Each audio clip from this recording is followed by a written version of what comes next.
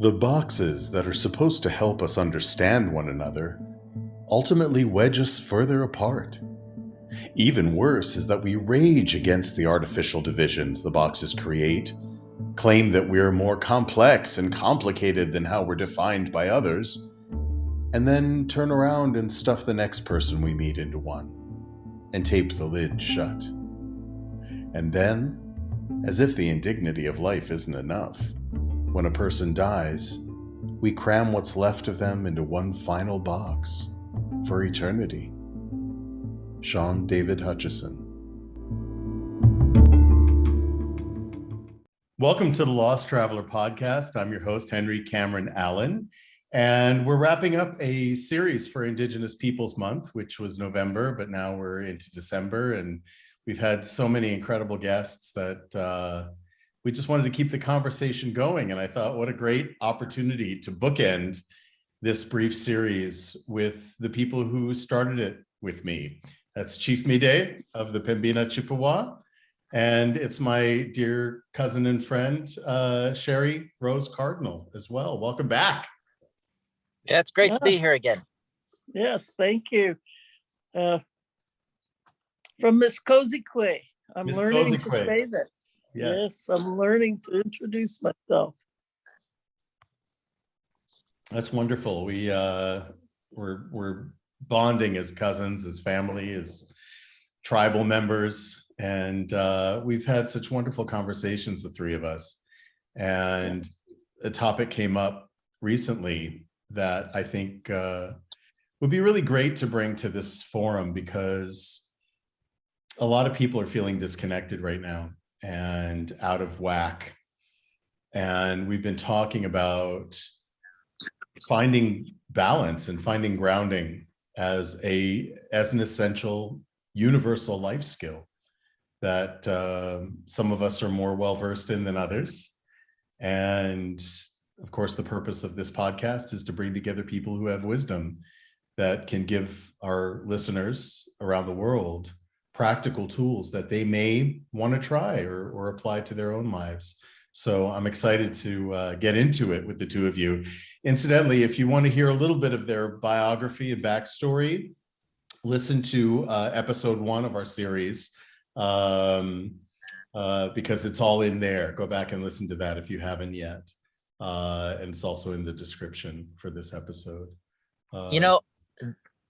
This is a topic I actually been thinking a lot about today, or the last couple of days. I if anybody who knows me know that I'm consistently busy, and perhaps, from an outside perspective, you would say, man, how does he deal with all that stress, right?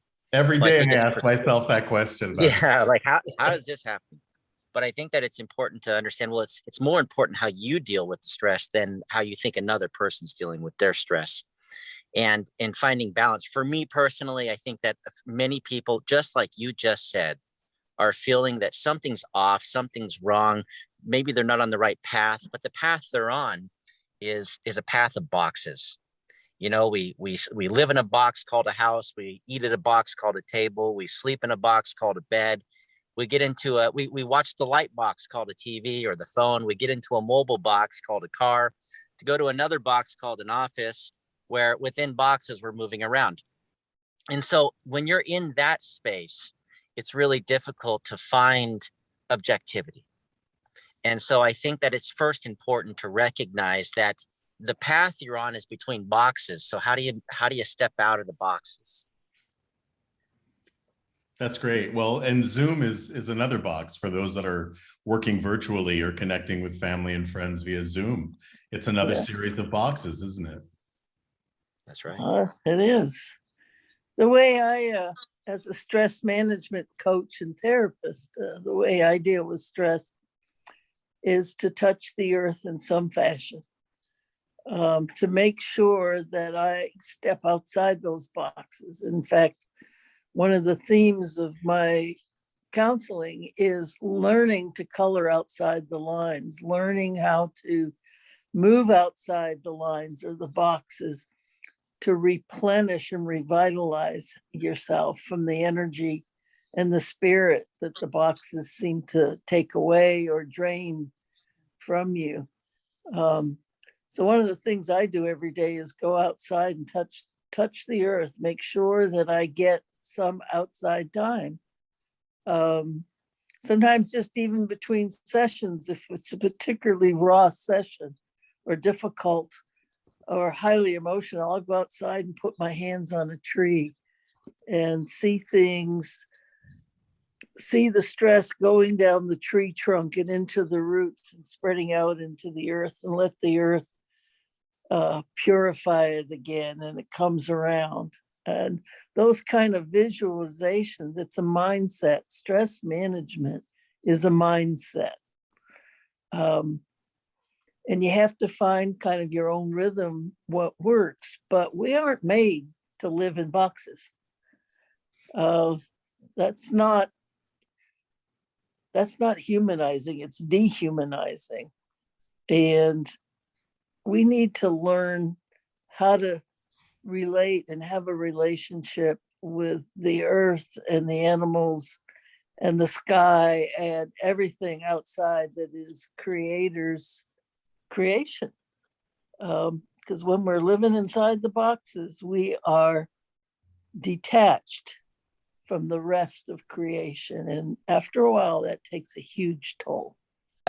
You know, what you're saying is absolutely true. I have my father, it's no surprise to anybody. I have a father who's been incarcerated my whole life, and living in a box. And in that box, there's a few things that you notice that you're not able to do in your box at home. Just a few things, such as we bring plants into our boxes, into our houses, and we also bring animals, whether they're cats and dogs, birds, even some people bring mice, but hamsters, gerbils, and why do we bring these? We bring children and families into these boxes because for some reason they make the space feel alive, and it makes it feel like home, right? But what are we really trying to do? There's something in us that says we need that connection. And if anyone ever wants to know their true nature, then get an animal, because there are animals all around you outside of nature that are there for you, but we feel lost in our boxes. So we get that cat, we get that dog, and somehow everything seems to balance out, right? Because we were meant to be in our best sphere. Our best circle is in that of service to others. We see it with our families, with our children, with our animals. And so one of the things that I do is I try to take a moment to be objective about what is it that might be missing from within my box.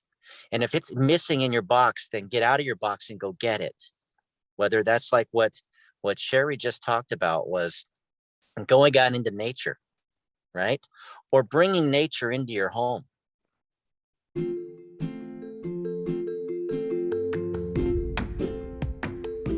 Stories are at the very heart of what makes us human. We each have one, and we can learn and grow from listening to each other. The Listen podcast is an exploration of the stories of Americans abroad and how they got there. If you're curious about the world and hungry for community, check out their website at www.thelistenpodcast.com or their Facebook group at the Listen Podcast Community. In the last episode, we talked a little bit about Waldorf schools and how the children have, in every classroom, there's a nature table. And the children spend a lot of time outdoors, and they find little treasures to bring in. Maybe it's a beautiful leaf or a stone or a stick that looks like a swan or a root or something, and they place it on the nature table and make it beautiful in their space. I think that's a practice that can be really balancing and just sort of cleansing and grounding for anyone, adult or child, to incorporate that as a practice in your home. When I was in boarding school for high school, I always dreamed about having a t-shirt made, which I still may do someday. And it would say, "Too big for the box." In fact, that's my Skype name. Too big for the box. We everything from, like what you said, Sherry, Ms. Kozikwe, about drawing outside of the lines, even down to coloring books. We sort of impose that box on children. right? To color inside the lines. And we don't ever stop doing that. When we look at corporate America and we look at cubicles, right? You could have a floor of 100 or 200 cubicles where you have employees who work together side by side, sometimes for years, not knowing anything about the people they're working with, not building relationships or trust. So it even bleeds into from your personal space into your workspace. So I think this is a really important conversation to have, especially during this global pandemic, where many people have been confined to their boxes. Right here in Spain, during the first lockdown, if you left your house and you were seen by the police or reported on by a neighbor to the police, you'd be fined up to $600 for leaving your box. Right? So boxes are a really important conversation to have in terms of life skills. So I really appreciate. I was just connecting what Henry said about, the discontent and the distance and disconnect that we feel through the pandemic. And I was thinking about your dad. What prisons don't help people. I'm sorry. I've worked in a prison. I understand in jails and things, and they really don't help people. They dehumanize them and, expect them to go someday back out on the street and be able to pick up where they left off. And that's just not possible. And I see the same thing in people regarding the pandemic and the lockdowns, that once you start to lose that connectedness to others, to nature, to animals, to whatever, it's twice as hard to pick it back up. And the frustration and the depression and the anxiety that people globally are feeling because of what's been going on with the pandemic, and there's no end in sight. So it's not like you can say, okay, well, this is only temporary and next month I will be able to whatever. It's perpetual at this point, and it's very dehumanizing, very stressful, because we are created to live in community. And that's just not socially how we are, or politically how we are even. We're so disconnected. So I think it's important that whatever we teach, whatever we talk about to people, includes some level of connection. Even to compliment the waitress. Boy, you're sharp today. You got pretty sparkling eyes, or whatever. That's a connection. And it's an energy that we put out to each other. And I think that's a lost art. I see a lot of meanness, a lot of hate, a lot of, pointing of fingers. And that just further stresses us, divides us, and makes us depressed and or anxious.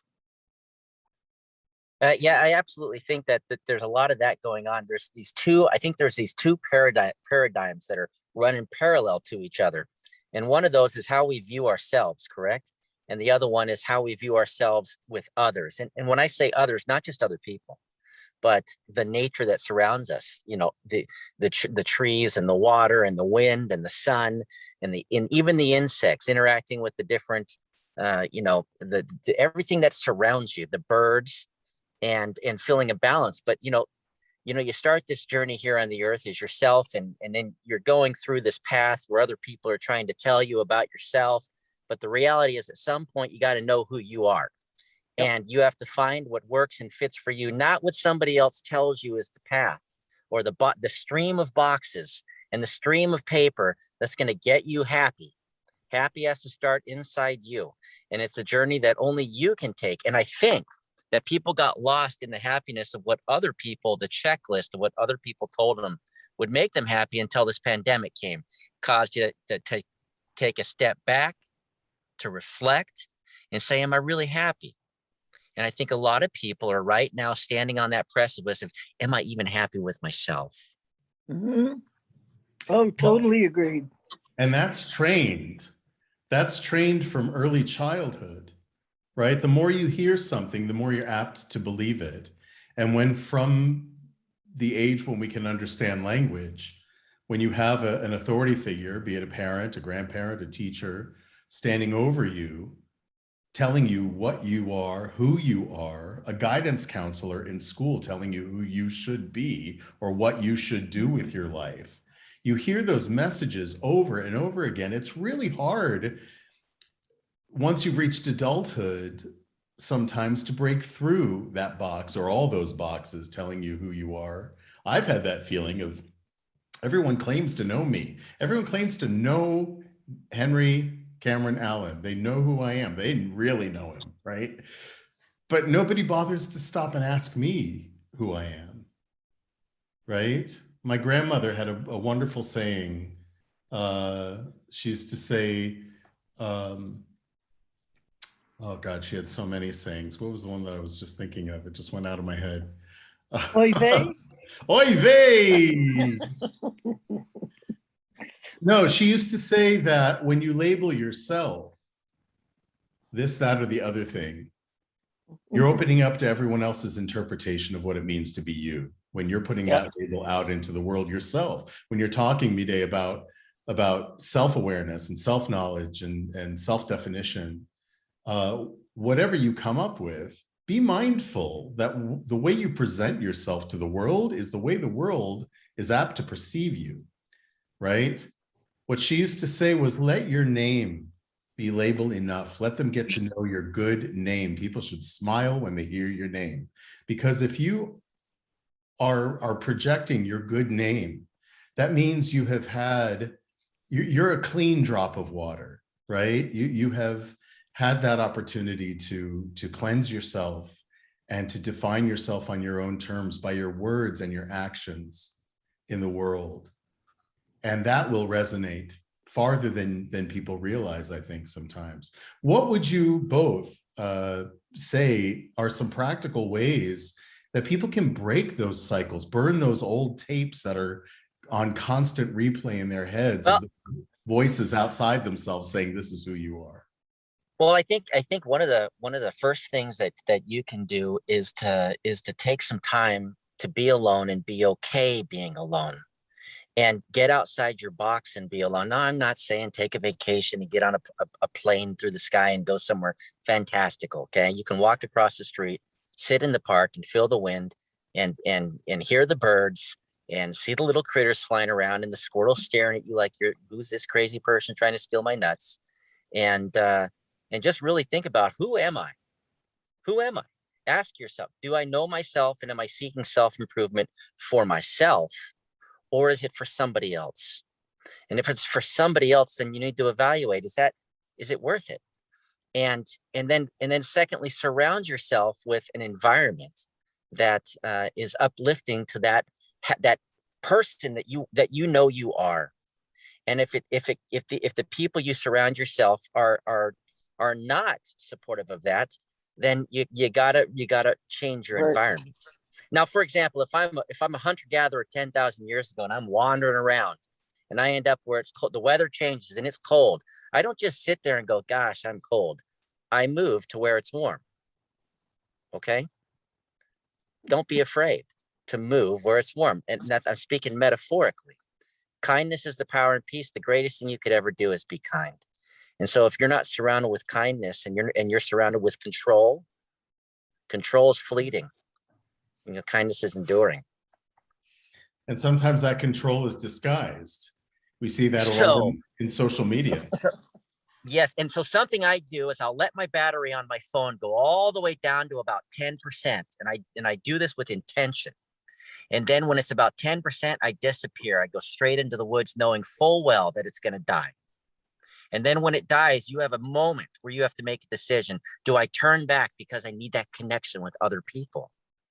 Or am I going to move forward because it's more important, my connection with myself and the environment and the creation around me? Now, I promise you, if you push through that barrier and you escape those strings, and you'll find a new attachment, and it's, who are you supposed to be before these systems were set up? Then when you walk back into that system and you're walking back into a system, right? What are you going to do differently this time?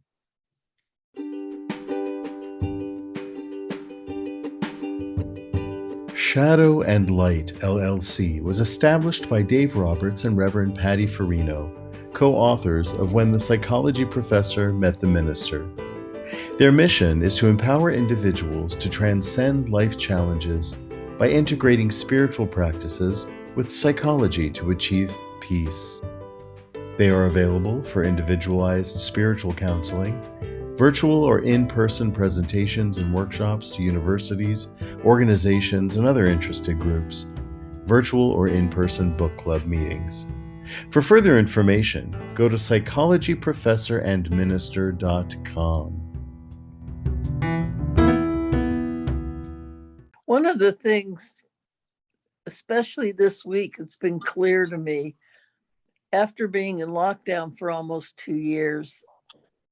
My family's in Massachusetts, and I hadn't seen them in almost 2 years. And the last time I saw them was for a funeral.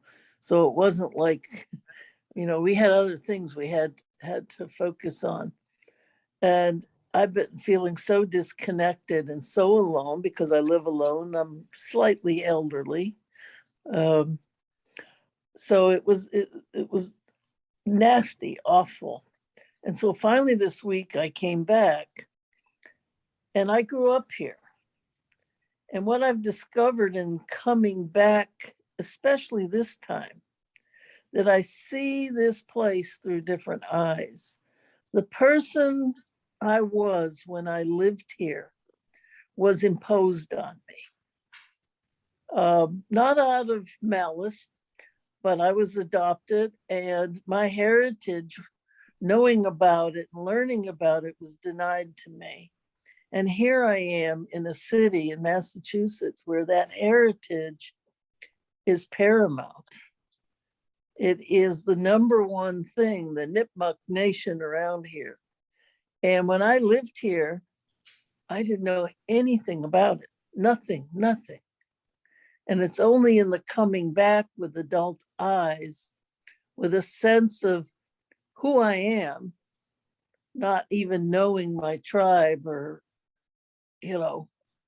but an inner sense of knowing that I bucked, being told I was European and I had to do things a certain way and dress a certain way and look a certain way. And when I veered from that, the punishment was kind of severe. And now I'm coming back to that as a grown woman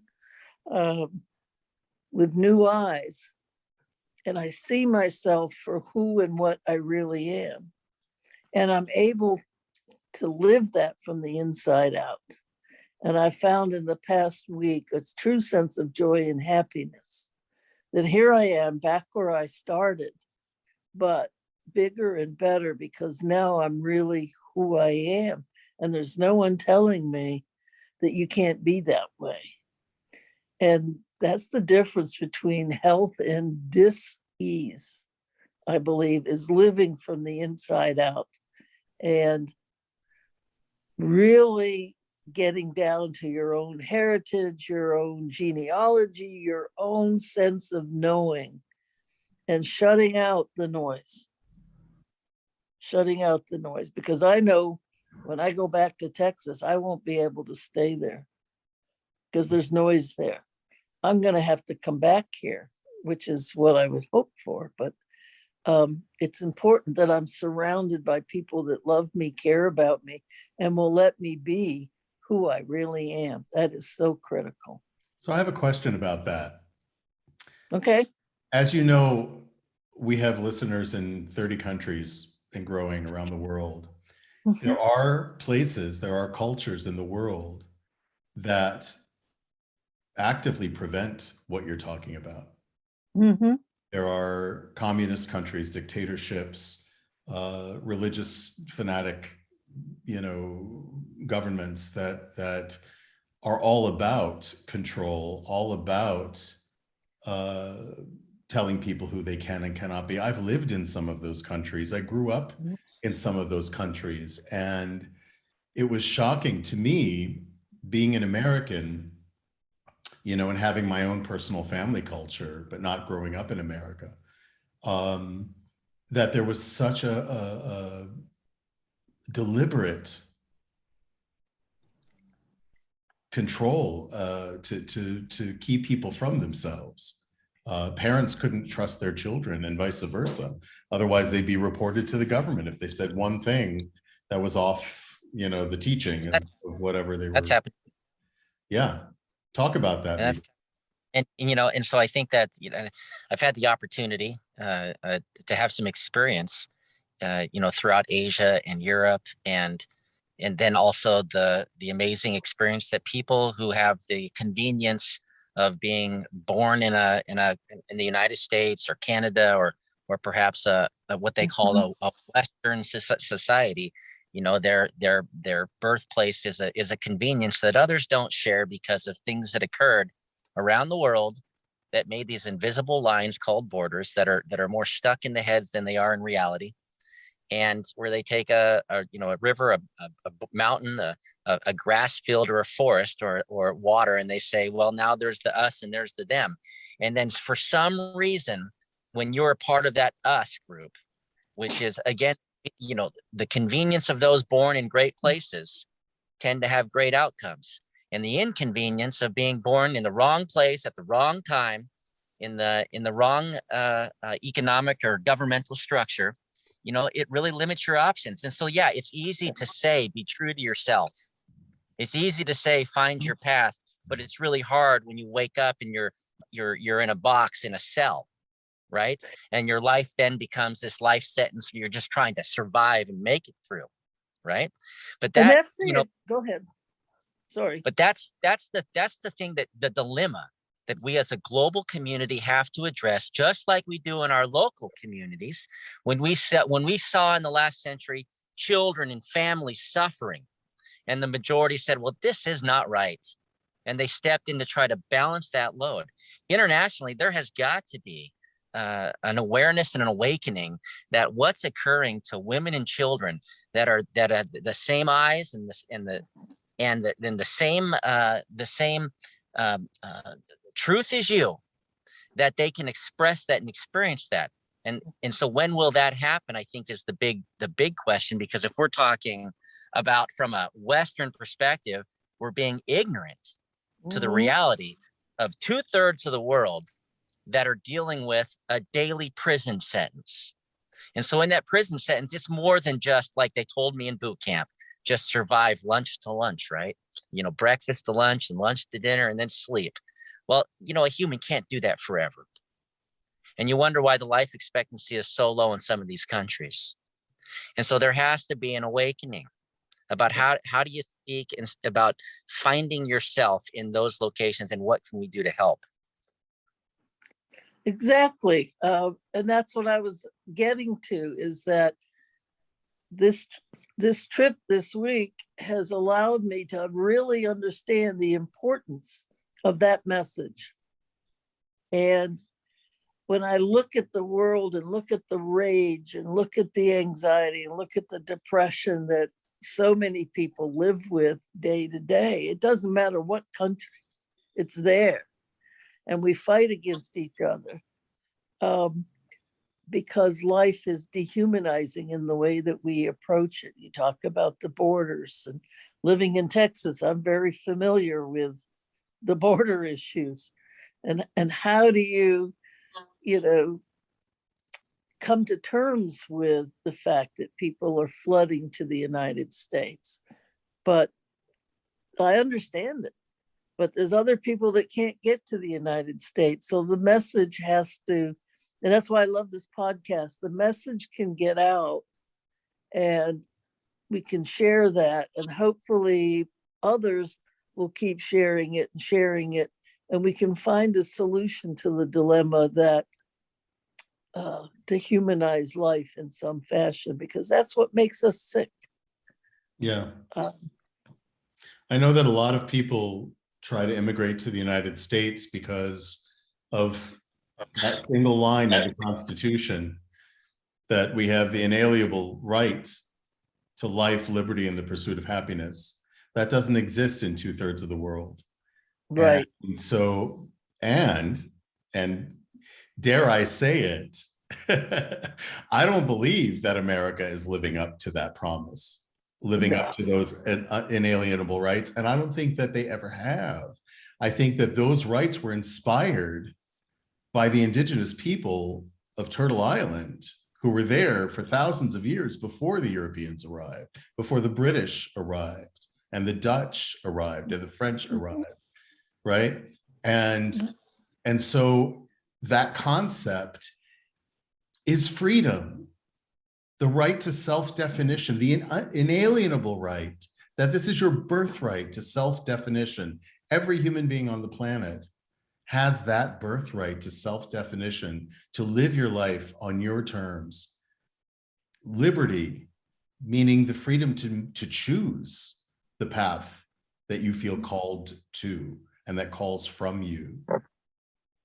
And the pursuit of happiness. It doesn't promise happiness, but the fact that you can go on an adventure and spend your life as an adventure seeking happiness on your terms, your definition of happiness. That's the draw, I think, of America. And it's the whole streets are paved with gold thing. It's not true.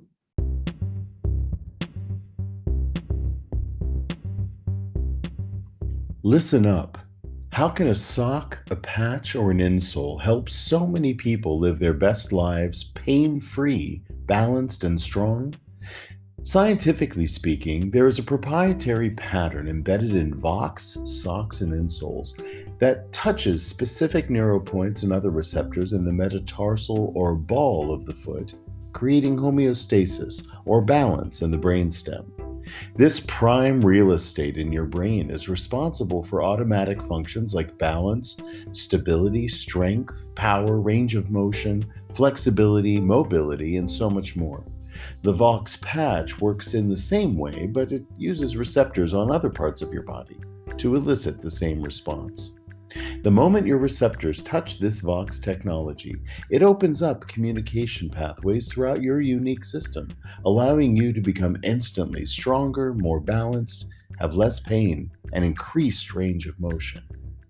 In short, Vox technology helps optimize the brainstem, allowing your body to self-regulate and self-heal. Vox products are non-electrical, non-invasive, have no negative side effects, no metals, magnets, or plastics, and are drug-free. Results are instant, scientifically proven, and time-tested. For a limited time, buy any 2 items and get 1 pair of socks or thin insoles free, a savings of up to $50. Contact Diane Dinkmeyer at voxlife.com for more info. That's Diane Dinkmeyer at voxlife.com. You'll be glad you did. And so how do we help people find it where they are? Find those things that are worth fighting for. I'm a pacifist, but I do believe that there are things worth fighting for, and self-definition is one of them. And I think it's probably where it starts, because we're a peculiar people. If, tiny blue dot, Carl Sagan, right? If we were seeing ourselves from a third view, we'd see these people that are struggling with people who are starving, and yet there's shelves that are filled with food that'll be thrown away. Mm-hmm. We're a peculiar people where we see people that lack shelter, and then we see people that have rooms in their houses that they visit once a month. Empty. We're very here for years. And there are empty houses. That's right. We are a peculiar creature that seems to really struggle with that balance between individual liberty and social responsibility. And I think now what we're starting to find is individual liberty and global responsibility. And so it starts with the individual self, and that's why I always say, if you're truly indigenous to North America, and you truly believe that you are the first people put on the earth, then you have to be honest and say, then all people on the earth are the same as me, and we're all Anishinaabe. We're all the first people. And if we're all the first people, then we have a couple inalienable rights, and one of those is the right of movement. And movement was a part of that first right that was given to all creatures on the planet, to be able to move, to be able to walk this earth if you want. In every single religion, whether you're, and I'll drop the spiritual card here, whether you are indigenous to Africa, indigenous to North America, whether you are a Christian, a Muslim, or whether you are a part of the Israelite tribe, and every other spectrum in between, you all believe that there was this original person who was told to go and name everything. Well, to go and name everything means that you have to move, and you have to walk, and you have to experience. Now, if I tell you, and they all tell you, that you have the exact same relationship on this world as that first person that we all point to in a book, then we all have that same inalienable right, just like the right to drink fresh water, just like the right to eat food, and the right to make your own shelter or find shelter. And that's where we're struggling, is for some weird reason along the way, someone stood up and said, well, no, can't do that anymore. So we feel restless. And we're starting to return to that. You see people today, they don't want to keep the same job. They don't want to stay in the same area. They don't want to accept nonsense, because they're starting to understand that they're humans. They're human beings. They're not cattle. And that struggle coming out of the pandemic of how do you do the movement when you're restricted from doing the movement for something that you can't control and nobody can control? And I'm not even sure the science understands it, because we get so many different messages and there is no clear direction. So it makes it more difficult to find that clear path, and keep moving and keep moving. Like Henry said, you get arrested if you get outside your house in some countries. So we're kind of in a prison of our own making, of our culture's own making. And I think if you look at every country, you will see some elements of that we have imprisoned ourselves by the way we've constructed our systems, not just work systems, but the global systems and the country system and the powers. Now this is changeable. Yes. And this is changeable. Yes. It all started with, it's interesting, power and control is just a thought. Someone had a thought, right? And then they executed it with an action. And initially there was not a lot of people this way, because initially you had a family, and then families grew to multiple families, grew to many families, grew to many communities. And somewhere along that way, that kindness and love, which led everything, relationship and family, was replaced by power and control. And so if we get enough people just focused more on kindness and love and trying to focus on your families, the things that really matter, right? And on the things that sustain you that really matter, like the environment around us, because last I checked, once nature disappears, so do we. Right. And if anyone doubts how important nature is, then you tell me the logistical cost to go grow a 300-year-old tree on Mars or on the moon. And I'll tell you the value of that tree that you want to cut down for in 3 minutes, because it just blocks the sun from your window. And then you wonder why you feel unhealthy and imbalanced. You're at a war with the world that you're in. Spiritually, physically, everybody else controls you. All these bills control your actions. So you got to restructure your life. Go simpler. Do you really need so much space? Or do you need more time with people? Or do you need more time with yourself?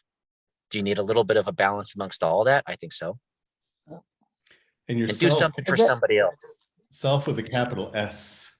Yes. Right? It's not selfish to be self-focused.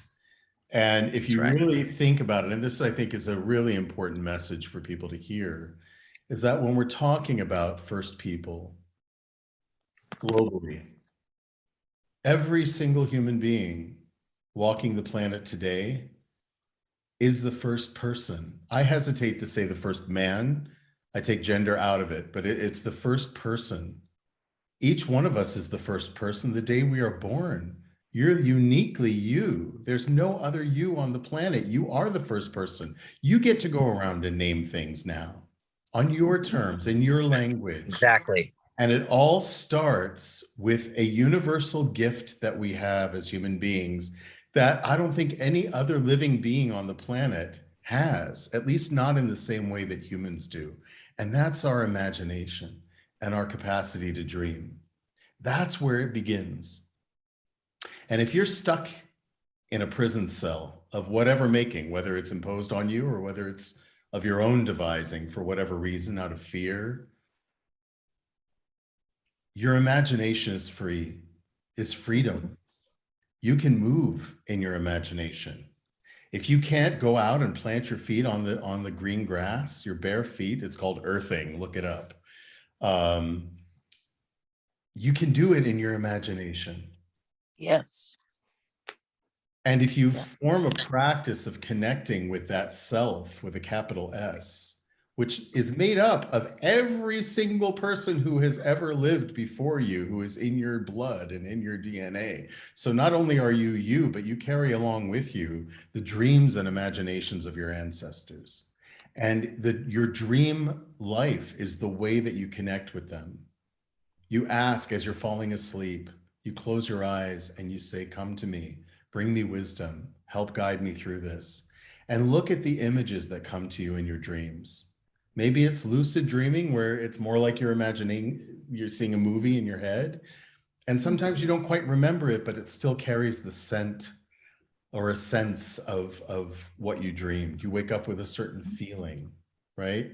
And in your dream world, you are in control, right? If you meet a scary monster in your dream, just whip out your magic wand and turn it into a cupcake and gobble them up, right? You can do that in your dreams. You can do that in your imagination, which is why the foundation years are so important in the development of children and teaching them the power that they have through their own imagination. Every idea, every invention that's ever been invented, every great thought, every great book, every great house design, toy, it all started in someone's imagination, didn't it? We are creators, and we look around and see the hell we create or the heaven we create, and we do have the ability to create some, heaven on this earth. We see it in healthy families, to children with loving parents. Your memories in your life of heaven is being in those experiences, and you can go back into the old homes that you were there and cry,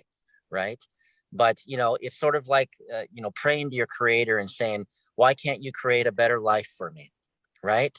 Well, I would assume that the creator would look at you and say, in that regard, I'm not who you think I am. You are who you think I am. Right. You are the creator of your life. And the sooner you realize that gift has been given to you, that you, in many ways, you're created in the creator's image because you can make things better.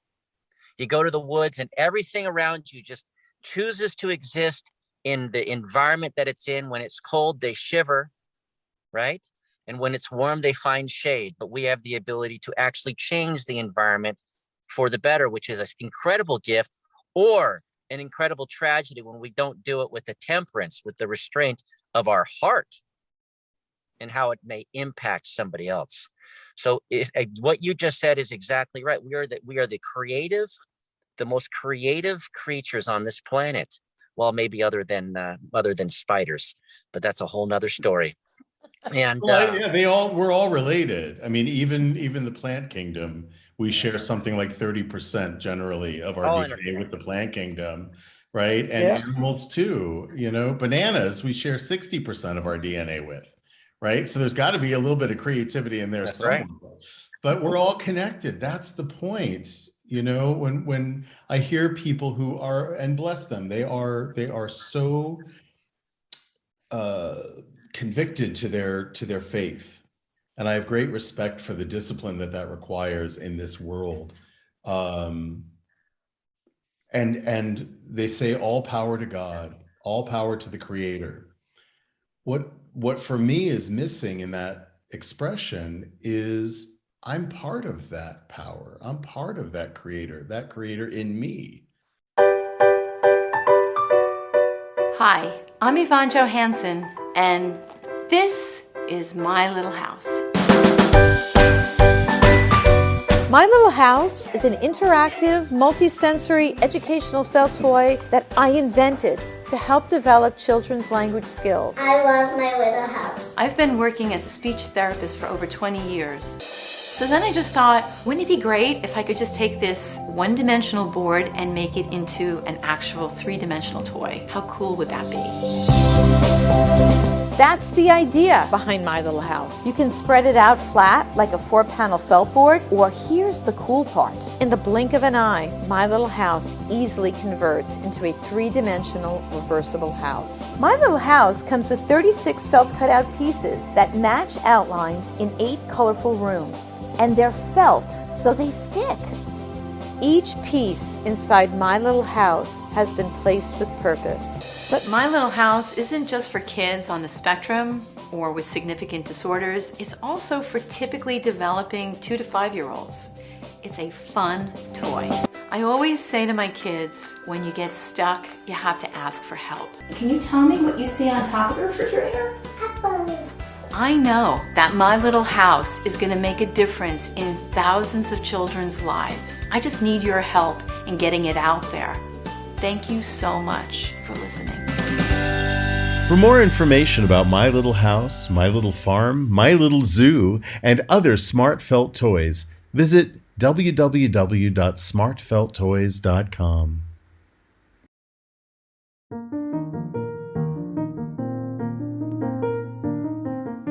Your generous sponsorship and individual support of the Lost Traveler podcast benefits the Lost Travelers Club, a charitable project under the fiscal sponsorship of United Charitable, a nonprofit 501c3 organization. The Lost Travelers Club focuses primarily on the needs of parents who have outlived their beloved children. We recently launched our new Brain Candy Project wing, providing art supplies to children still struggling with critical or terminal health-related conditions. We hope to raise enough funds to launch Brain Candy, an arts and literature magazine created by and for these young people. Find out more at www.braincandy.online. Thank you.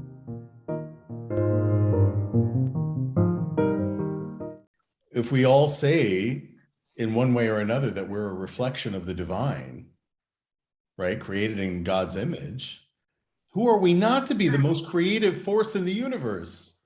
That is the reflection. That's what the gifts we have. We can create life. We can foster. And when you seek out love, and you want the warmth of the creation around you, for some reason, the grandma will give you a hug. For some reason, your child will want a hug. You know, it's all around us. You know, for some reason, that dog will come sit on your lap and give you love. Everything around us is about that relationship. And so I think that's probably what, if you back to the beginning, is circling back and saying, what's really important for you in this life? Is it accumulating things that are going to disappear in a landfill? Or is it accumulating good? And that is a daily approach of good thoughts, you know, good words and good steps.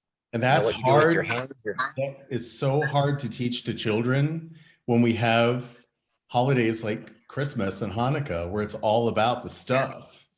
It's all about the next best thing that you can accumulate. I just had a conversation today with a young woman who's 19. She lost a leg when she was 8 years old. And for the last, I don't know, maybe 9 years, she's been dealing with brain tumors that cause her no end of pain and discomfort and depression. And she lost her mother 2 years ago, right? So she's going through this horrific experience. You can read about her on losttravelers.club, our website. She was the first recipient of one of our candy boxes, which is a box of art supplies that we donate. This is what our sponsorship of the podcast goes toward, is providing art supplies to young people who are dealing with critical times, critical illness, to give them voice, to give them a creative outlet. And one of the things that we were talking about just today was that she wants more. When she's feeling pain, when she's feeling depressed, stuff helps her. Accumulating stuff helps her. She's always asking for another package, or somebody send me a blanket. She's got like 12 blankets, right? She doesn't need them, but and this is, I think the point is that this is reflected in all of us. How many people start hoarding to surround themselves with stuff as a buffer to the rest of the world, right? And it starts young, these messages. So even if you don't have children, and you are an adult in the world, you are of the parenting generation. You are the one that children are looking to for how to be in the world. And so we all carry a burden of responsibility to be a model for kids in that sense. Go ahead, Midegah. In our culture, in the indigenous culture of the Pembina Chippewa, the Anishinaabe, every single year, once a year, you would take every single thing you own and you would 100% give it to somebody else. Yep. What we're feeling today, that's right. We're filling a void with things while there are people who need things. And what that is, we're feeling a calling and we don't know that it's a calling. When we feel we need something, we're actually being told to give something, but we don't know. When we think we're hungry, but we're really thirsty, and we think we're thirsty, but we are confused because we are so detached from the creation that surrounds us and even ourselves. And so one of the things we do is those things. It's called a giving ceremony, and it was done every single year. And so you would literally be standing there with nothing at times, having total faith. Now, one of the things that I read that helps me is our initial story about the first man. You can say person, you can say human, you can say whatever you want, but it's this source progenitor. And if this person was walking emptily on the world, what would that be like? Right? And how thankful we are today that we don't have to walk in an empty world. But wouldn't it be even more kind if we walked with kindness with each other? Imagine what that would be like. And so then that little saying, do unto others as you want them to do to you. Well, that's actually an action. It's a request for an action. And it has a lot of force. How forceful is the emotion of anger? If I stand up in a crowded room and flip a table and scream and yell, it causes division. Everybody goes separate ways, right? Or if you stand up and you say, you know what, I love you. What does that do? It causes unity. So we got to change our focus, change our perception, and understand we're probably coping for something we're not doing. And if we start doing, we'll stop coping in unhealthy ways. And psychologically, the way that starts, and you're talking about change, is, I consider myself a cognitive behavioral therapist. And by that, it means that you change your life, you change what you do by changing your mind, by looking at things from a new and different perspective, like metamorphosis. Starts out as an egg and ends up at a butterfly, goes through all these stages, but we have the same capacity. Change our worldview, learn to look at things differently, and don't get so stuck in what I think is the right way. There's more than one way to get to St. Louis, I say, and everyone's going to get there differently. But the point is that we take that action and do it. Doesn't matter if we do it all the same, but we've got to start the change, and the change starts within ourselves. The Bible word for it was metanoia, which metamorphosis comes from, which means change, turning around, a literal turning around and seeing things from a different perspective, changing your mind. And psychologically, we have to learn to be open to that change and see things a little differently and be willing to adapt. Well, as the Marines say, improvise, adapt, and overcome what we're living. And that requires an openness. And it's that openness to new ideas, new thought processes, new adventures, new movement to get us outside the box. It's no mistake that Facebook just renamed themselves Meta. Yeah. It's all about meta. It's all about metamorphosis, right? And looking for new ways to be together, even in the box of social media. Yeah. There are ways to circumvent it. We're the ones in control of it. Yep. not the other way around. And if we just open our eyes to that there are forces outside of us that are trying to control, maybe it's a corporation, maybe it's an individual, maybe it's a social media mogul, right? Maybe it's Hollywood or Bollywood. They're trying to control us from outside. When we recognize that we are actually the ones in control, that they are dependent on our giving over our power and our creativity and our thought processes and our imaginations to them. They're even telling us what to imagine now, right? Imagine that. Simple act of waking up, not in a woke way, but waking up, actually breaking the spell yourself and recognizing that you are the pivotal force for change in your life. And it starts in your imagination. Not everybody out there can make these changes. Not everybody out there can go out and move in the world physically, but you can do anything in your imagination and in your dreams.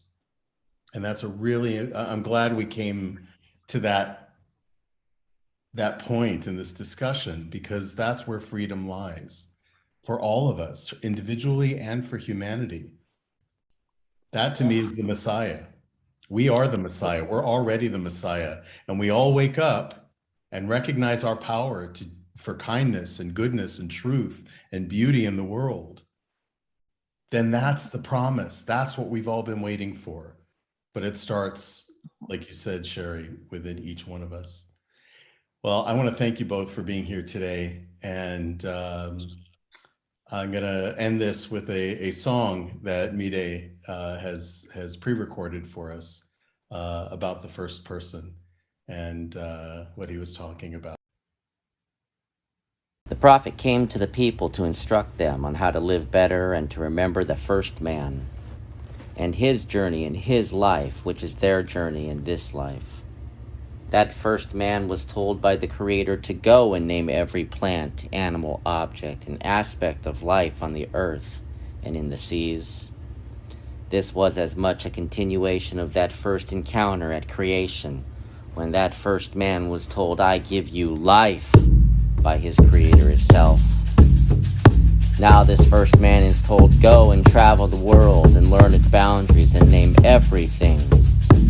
Travel the world, name everything, who after doing so lived the life of love.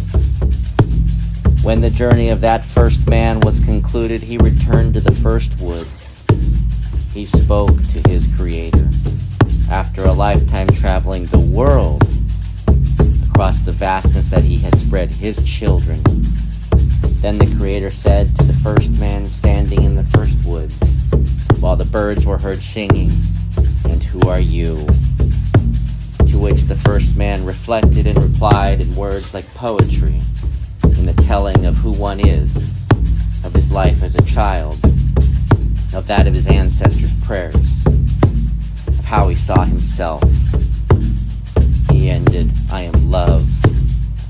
To which the Creator said, "That is why you are chief of all these things, because you carry the crown in your mind, but you guide your words, thoughts, and actions by the constraints of a loving heart. Be a chief walking in wisdom of love and truth, humility, respect, honesty, and the courage to do what is right.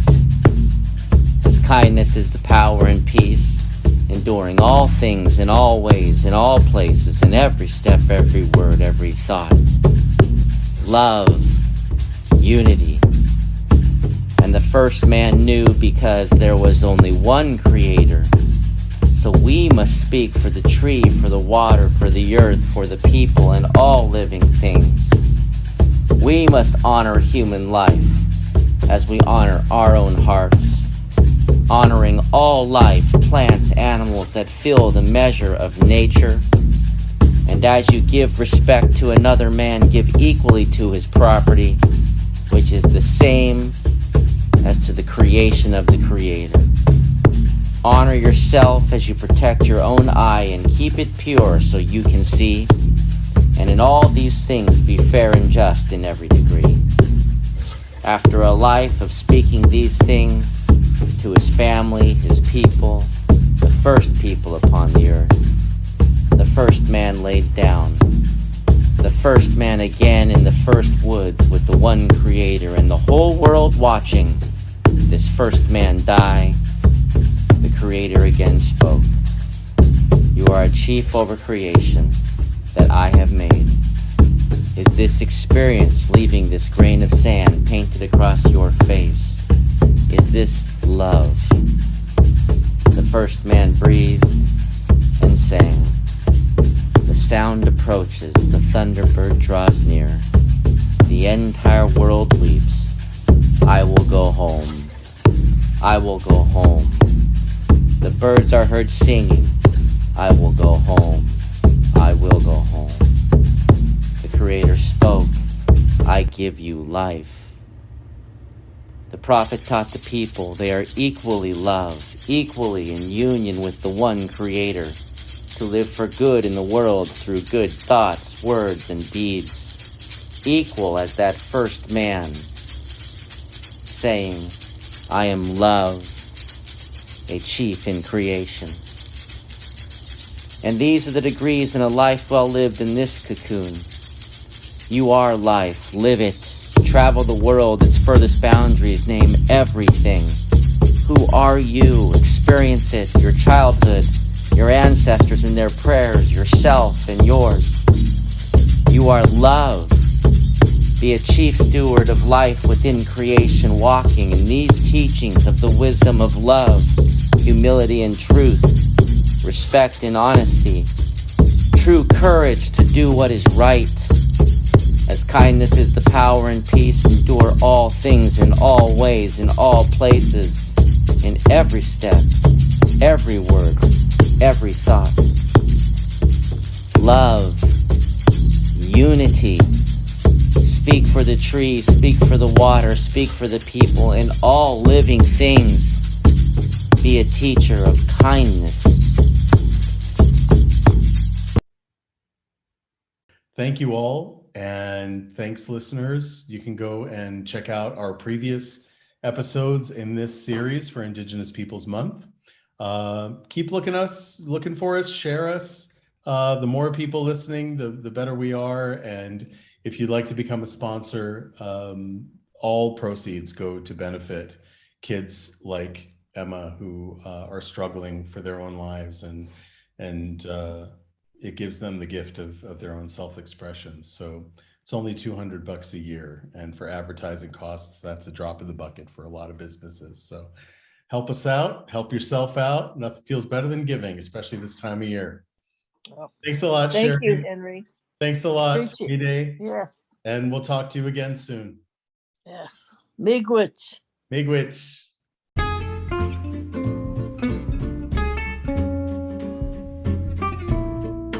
You've been listening to Season 2 of the Lost Traveler Podcast with Henry Cameron Allen. Visit me online at www.henryallen.org. Thank you to my guests, and thank you for tuning in. Let's keep striving for a better world together.